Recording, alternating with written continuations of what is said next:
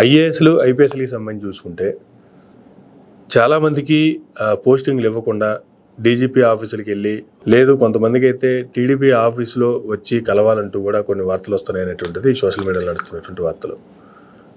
అనంతపురంలో చూసుకుంటే జేసీగా మాధురి గారికి ఆర్డర్స్ ఇచ్చి తర్వాత మళ్ళీ ఆర్డర్స్ క్యాన్సిల్ చేసుకున్నారు అనేటువంటిది కూడా ఆవిడ మీద వస్తున్నటువంటి వార్తలు. ఎట్లా చూడాలి సార్ అసలు దీన్ని? మాధురి గారిది అయితే టీడీఆర్ బాండ్ల విషయంలో చెప్తున్నారు. అసలు ఎవరి దగ్గర డబ్బులు లేక టీడీఆర్ బాండ్లు ఇస్తారు గవర్నమెంట్.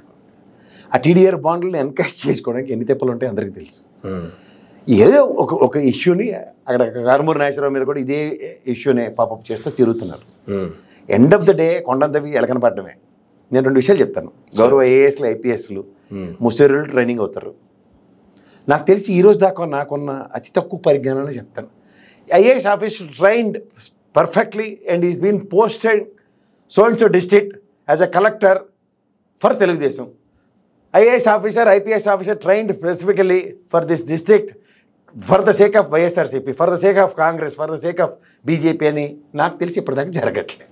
ఉండవు కదా అలాంటివి. ఇక్కడ 30 ఏళ్ళు 35 ఏళ్ళ సర్వీస్లో వాళ్ళు ఏ ప్రభుత్వం ఉంటే ఆ ప్రభుత్వ విధానాలను ఎగ్జిక్యూట్ చేసే ఎగ్జిక్యూటివ్స్ వాళ్ళు. అంతే కదా. నీకు నచ్చితే వాళ్ళకి ఇప్పుడు గతంలో ఏబి వెంకటేశ్వరరావుకి ఆ ప్రభుత్వం త్వరలో ఇలాగే జనగణమన, ఇప్పుడు వీళ్ళకి 16 మందికి జనగణమన. కంపారిజన్ చేయండి. జనరల్గా ఏదైనా ప్రభుత్వాలకి నచ్చట్లేదు వ్యక్తులు, నచ్చినప్పుడు వాళ్ళు నచ్చిన విన్యాసాలు చేస్తారు. నిన్న జరిగిన ఒక ఉదంతం, గౌరవ డీజీపీ గారి ఆఫీస్కి కొంతమంది ఐపీఎస్ని అటాచ్ చేశారు.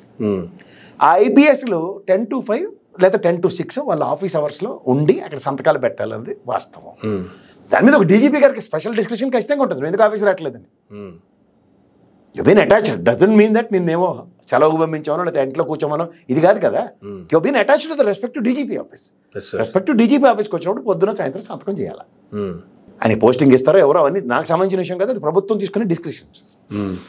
దాంట్లో డీజీపీ గారు క్రెడెన్షియల్స్ని సో ఐపీఎస్ ఆఫీసర్ 1 to 10 స్కేల్లో ఏం చేశారో అది ఆయన కన్విన్స్ అయ్యారో కన్విన్స్ కాలేదు, ఆయన ప్రభుత్వానికి రిప్రజెంటేషన్ ఇచ్చుకుంటారు. ఈ 16 మందిలో ఇక్కడ వేకెన్సీస్ ఉన్నాయి, వీళ్ళు ఈ విధంగా యూజ్ చేసుకుంటాం. That's his description sir. ఆయనకి 10 నుంచి 6 గంటల లోపల వచ్చి సంతకం పెట్టమని చెప్పడానికి కూడా డిస్క్రిప్షన్ లేనట్టు దానికి రాజకీయ రంగులు ఎందుకు పురుగుతున్నారు? గత ప్రభుత్వంలో ఏబి వెంకటేశ్వరరావు గారు ఆయనకు నచ్చలేదు, కూర్చోబెట్టుకున్నారు. కొన్ని కారణాలతో సస్పెండ్ కూడా చేశారు. ఇప్పుడు ఈ ప్రభుత్వం కూడా కారణాలు ఎక్స్పోజ్ చేయండి. చంద్రబాబు గారిని సిఐడి ఆఫీసర్ గారు వెళ్ళి అరెస్ట్ చేశారు కాబట్టి, ఇప్పుడు ఆయన ముఖ్యమంత్రి అయిపోయారు గారు కాబట్టి సస్పెండ్ చేయాలంటే, ఇప్పుడు ఉదాహరణకు జగన్మోహన్ రెడ్డి గారు 16 నెలలు జైల్లో ఉన్నారు. ఇప్పుడు ఆయన ముఖ్యమంత్రి అవగానే ఎవరు నా టైంలో జైల్లో పెట్టారని దేశమంతా ఎత్తికి వాళ్ళందరినీ సస్పెండ్ చేసుకుంటూ కూర్చున్నారు అనుకోండి, లేదంటే వాళ్ళని ఇంట్లో అటాచ్ చేయండి డీజీపీ ఆఫీసర్, ఇవన్నీ పనికిమాలిన వాళ్ళు అంటాను నేను. అంతే కదా. ఏ ప్రభుత్వమే పనికిమాలిన వాళ్ళే. విశాల్ గున్ని గారు ఉన్నారు, ఆయన గురించి యూట్యూబ్లో కానీ ట్విట్టర్లో కానీ ఏదైనా చూడండి. The way is been getting reciprocation from the people around. ఒక హీరో వర్షిప్తో ఉన్నారు ఆయన. పైపచ్చి ఆయన చేసిన పనులు ఏమున్నాయి అందరూ చూస్తున్నాం కూడా వాస్తవంగా. సంబంధిత ఎస్ఐల్ని సిఐల్ని డిఎస్పీలని ఒక విషయం మీద ఒక కంప్లైంట్ వస్తే హౌ ఈజ్ రియాక్టింగ్ అన్నది కూడా చూసాం.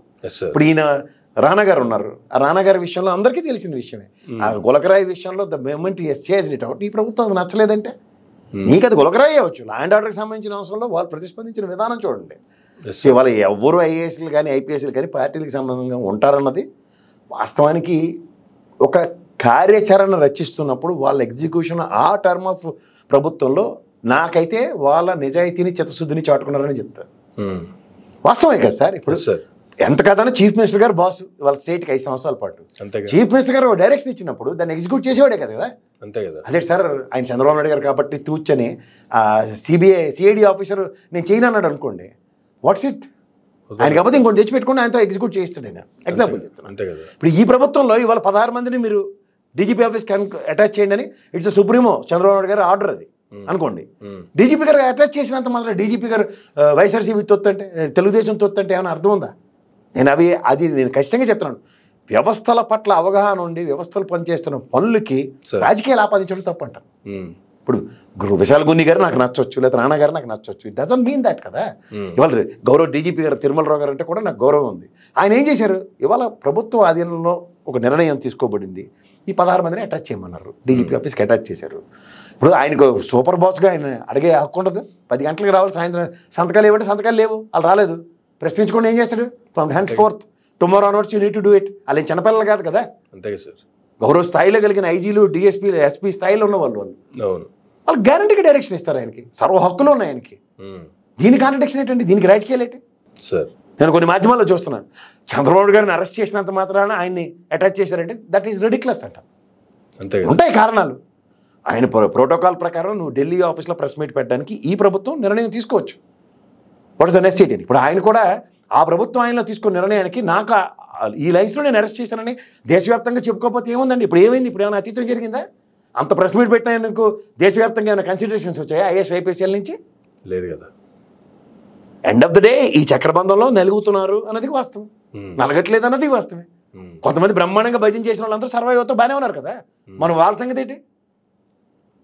అంటే భజన చేస్తే వాళ్ళగా, భజన చేయబోతే వాళ్ళగా, దేనికి అది యాడ్ స్టిక్లు పెట్టుకుని కొలుస్తూ కొలమానాల ప్రకారం దానికి రాజకీయ రంగులు పులి చర్చనీయాంశాలు చేస్తే వ్యవస్థ అండి అది పంచేనే ఉండే.